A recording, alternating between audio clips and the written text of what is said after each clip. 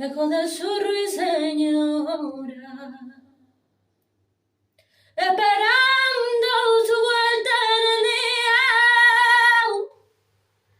y cuando la tarde moría, la mirada perdida en el río,